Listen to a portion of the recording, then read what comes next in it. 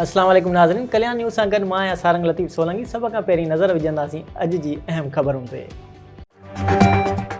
संदवलियार अॻूणे सदर आसिफ अली ज़रदारी अवामी मेड़ा खे ख़िताब कंदे चयो त लाहौर ऐं इस्लामाबाद में वेही मुख़ालिफ़नि जो मुक़ाबिलो करणु वञी रहियो आहियां। हिन हुकूमत जे वफ़ाक़ में वेही मुक़ाबिलो कंदुसि। ही नानी वेड़ो करे वेठा आहिनि, हिकिड़ा वञनि था ॿिया अचनि था। अॼु मुंहिंजे लाइ मुश्किल वक़्तु आहे। मुंहिंजे बचपन जो साथी मुंहिंजो सोट मूंखां विछड़ी वियो आहे। पीपल्स पार्टी हमेशह अवामी कम कया आहिनि। फेडरल गवर्नमेंट ऐं असां विच में कुझु मसइला आहिनि जेके हलंदा रहंदा। हिन चयो त भुट्टो साहब बि हमेशह अवामी मसइलनि खे तरजीह ॾिनी ऐं असां बि चेयरमैन बिलावल भुट्टो ऐं आसिफा भुट्टो जी क़यादत में अवाम जी ख़िदमत करे रहिया आहियूं। हितां खां रवानगी मुंहिंजी जदोजहद लाइ आहे। सेवण में हिकु सिंध हिकु पॉलिसी जे उनवान सां PST ऐं GST जे उमेदवारनि जो एजुकेशन सिंध जे ग़लति पॉलिसियुनि ख़िलाफ़ एहतिजाजी रैली कढी सेवण प्रेस क्लब अॻियां मुज़ाहिरो कयो वियो। हिन मौक़े ते मुज़ाहिरीन ज़ुल्फ़कार अली चांडियो, नियाज़ हुसैन हालेपुटो, अली हैदर शेख, जावेद लाखो ऐं ॿियनि साफ़ियुनि सां ॻाल्हाईंदे चयो त हार्ड एरियाज़ जे नाले ते 33 खां 45 मार्कूं खणंदड़ मनपसंद माण्हुनि खे सिलेक्ट करे समूरी सिंध जे 40 खां 55 मार्कूं खणंदड़ उमेदवारनि सां नाइंसाफ़ी कई पई वञे। हार्ड एरिया वारी पॉलिसी खे ख़तमु करे समूरी सिंध जे PST ऐं GST उमेदवारनि खे बराबरि जो हक़ ॾिनो वञे, जॾहिं त सेवण बि हार्ड एरियाज़ में शामिल थिए थो, छो जो सेवण में बि का यूनिवर्सिटी या फैक्ट्री मिल्स न आहे। उन जे बावजूद बि असांखे नज़रअंदाज़ कयो पियो वञे।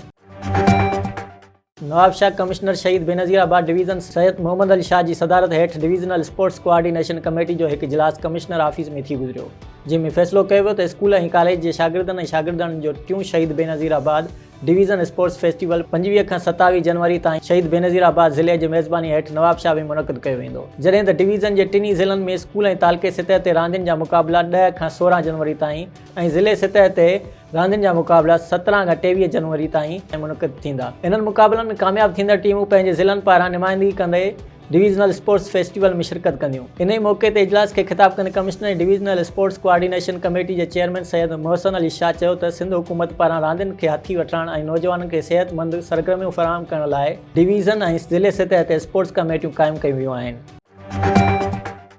कंडियारो खानवान जे साफ़ी अला बख्श कुंदर खे SHO खानवान पारां धमकियूं ॾियण ख़िलाफ़ कंडियारो यूनियन ऑफ जर्नलिस्ट पारां नेशनल प्रेस क्लब अॻियां एहतिजाजी मुज़ाहिरो कयो वियो। उन मौक़े ते वक़ार कुंदर, इल्ताफ़ सोलंकी, मुमताज़ मल्ला, मोहम्मद सूमर घांगरो ऐं ॿियनि चयो त हक़ सच लिखण ते सहाफ़ियुनि ते कूड़ा केस दाख़िल कया पिया वञनि। हिकु पासे सहाफ़ियुनि खे तहफ़्फ़ुज़ ॾियण जा बिल पास कया पिया वञनि, ॿिए पासे सहाफ़ियुनि खे हिरासां करे केस दाख़िल कया पिया वञनि।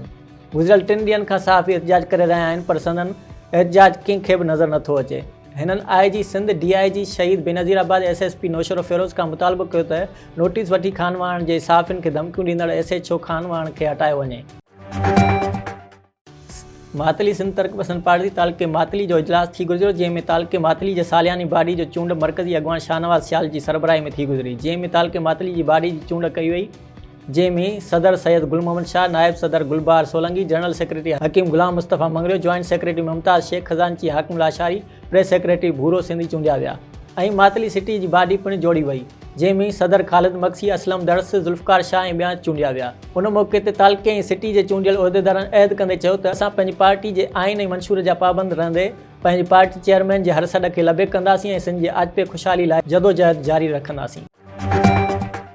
नौशरो फ़िरोज़ में मॉडल ट्रायल क्रिमिनल कोर्ट में शहीद PPMPA शहनाज़ अंसारी जे क़त्ल केस जी ॿुधणी थी, जेका 4 जनवरी ताईं मुलतवी थी वई आहे। जवाबदार धुर जे वकीलनि पारां केस जी तयारी न हुजण जो जवाज़ ॾींदे तारीख़ वरिती वई आहे। उन मौक़े ते केस जे फ़रियादी शहीद शहनाज़ अंसारी जी धीअ डॉक्टर फ़ातिमा शहनाज़ अंसारी मीडिया सां ॻाल्हाईंदे चयो त हर दफ़े जवाबदार वकील चेंज कनि था या वरी संदन वकील बीमारी जो बहानो करे केस खे मुलतवी करण जी कोशिशि पिया कनि, पर पोइ बि हौसला बुलंद आहिनि। जेसीं ताईं अमर जे समूरनि क़ातिलनि खे सज़ा नथी अचे, तेसीं ताईं माठ करे न वेहंदुसि।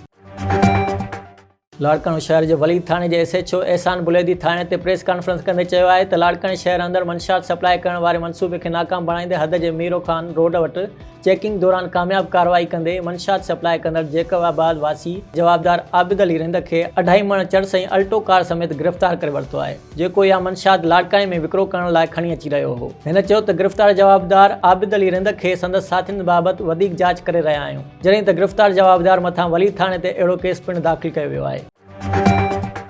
मिठी ज़िले थरपारकर में जानवरनि खे मौतमार वायरस विकोड़े वियो। वायरस फैलण सबबि भाॻनि जा ढोर तेज़ी सां मौत जो खाज बणिजी रहिया आहिनि। ज़िले जो लाइव स्टॉक खातो मुकमल तरह नाकाम बणिजी वियो आहे। हेल ताईं का बि वैक्सीन न थी सघी आहे, जॾहिं त हितां जी इंतिज़ामिया बि लाइव स्टॉक जे अहिड़े अमल ते माठ जो रोज़ो रखी वेठल आहे। इन ई हवाले सां ॻोठाणनि एहतिजाज कंदे चयो त जानवरनि में मौतमार वायरस फैलिजी वियो आहे, जंहिं सबबि असांजूं केतिरियूं ॿकरियूं, ढगियूं ऐं ॿियो वॾो माल हिन वायरस में मुब्तला थी मरी चुको आहे, जॾहिं त ज़िले जे जानवरनि जे बचाव वारो खातो मुकमल तरह गायब आहे। नाज़रीन, ही हुयूं अॼु अहम ख़बरूं। वधीक तफ़सीली ख़बरुनि लाइ विज़िट कंदा असांजी वेबसाइट www.dailykalyan.com ऐं असांजो YouTube चैनल ऐं Facebook पेज डेली कल्याण।